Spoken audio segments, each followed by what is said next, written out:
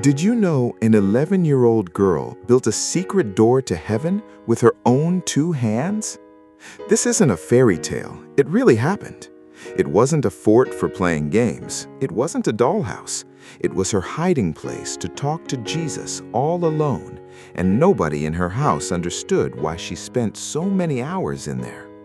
Her name was Rose, and today you're coming with us into her secret garden. Want to know what she was hiding inside? Because what Rose found in that little corner of dirt and flowers saved an entire city. Stay with us. Rose's house in Lima, Peru was never quiet. 10 brothers and sisters running around, neighbors coming and going all day. Her dad worked himself to exhaustion trying to pay off debts from a silver mine that had failed. Rose wanted to talk to Jesus, but how could she with all that noise around her? Every Sunday at Mass, something curious happened. While everyone else got distracted, Rose stared straight at the altar. There, in that white host, she saw something nobody else seemed to notice, a soft light, as if Jesus himself was looking right back at her. One day, she told her mom. Her mom just smiled and said, "That secret, Rose, is yours to keep." And Rose decided to do something no kid on her street had ever dared to do. One day, right after Mass, Rose ran straight to the back of her family's garden. She asked her older brother, Hernando, for help. "Help me build a little room, tiny, just for me and Jesus." Hernando hauled the wood and hammered in the crooked nails. When they finished, he laughed. "Rose, this is smaller than a closet." She just smiled. "Perfect. That way only Jesus and I fit inside." The roof leaked when it rained, and the walls were just simple mud and wood. Rose didn't mind one bit. That's how her little hermitage was born, a tiny hut hidden among the flowers. There were no toys inside. There was silence.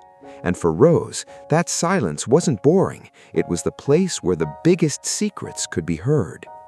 But Rose's garden was hiding another surprise, one that nobody in Lima could explain. When Rose sang in her garden, the birds seemed to sing right back at her.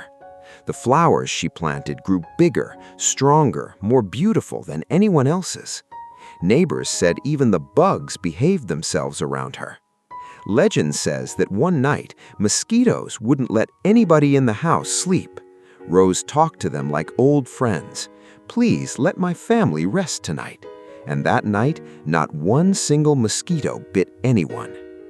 To Rose, every petal, every butterfly wing was a love letter written by God. Have you ever seen a flower so pretty it made you want to say thank you? That's how Rose felt every day. But the garden wasn't just for admiring flowers. Inside it, she was getting ready for something much bigger.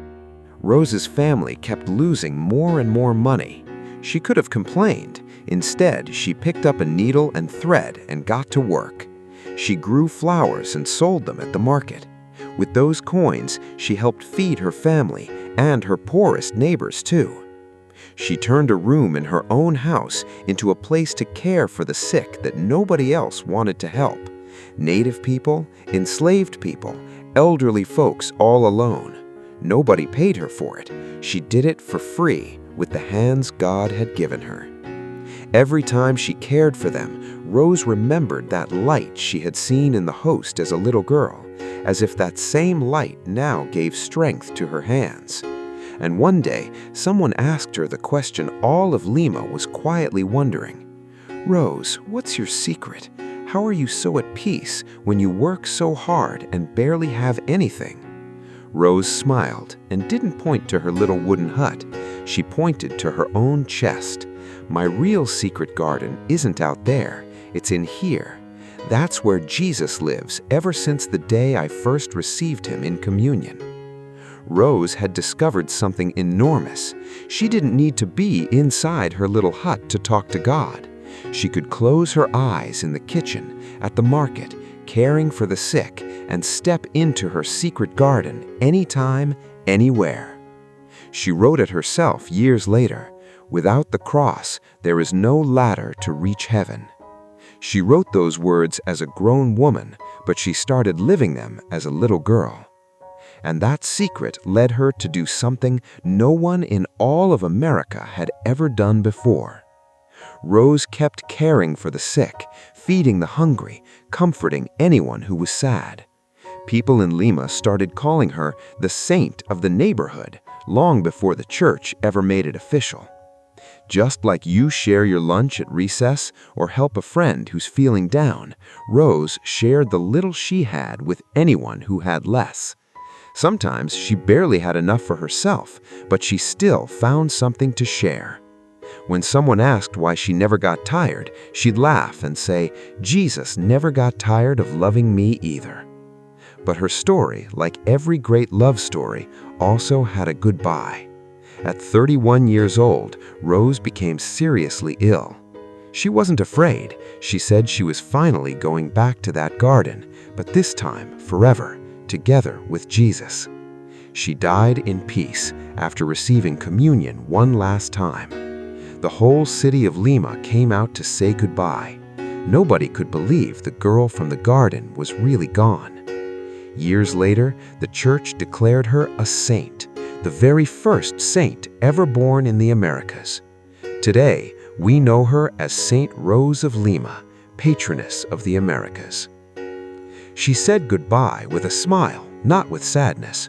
Her body grew tired, but her secret garden inside kept blooming forever. But before we say goodbye, there's something you need to know about your own secret garden. 1. Rose wasn't born a saint. She was an ordinary girl with a noisy house and a family with real problems, just like you.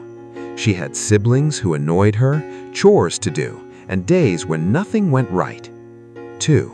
Her secret wasn't in the wood or the flowers, it was in the Eucharist, that same fountain you can drink from too, every time you go to Mass. The same light young Rose saw in the host is still shining today, waiting for you in every tabernacle. Remember that little girl building her wooden hermitage back at the beginning of this video? The story ends right where it began. Stay with us for the final 30 seconds. There she is again, a little girl, in her garden, building with her own hands that secret door to heaven. Now you know what she was hiding inside. Today, you can start your own secret garden too, a little corner of your home, no matter how small, where you tell Jesus, "Here I am." Where could your own secret garden be? Tell us in the comments. The little red lamp by the tabernacle is still burning, waiting for you, just like it waited for Rose.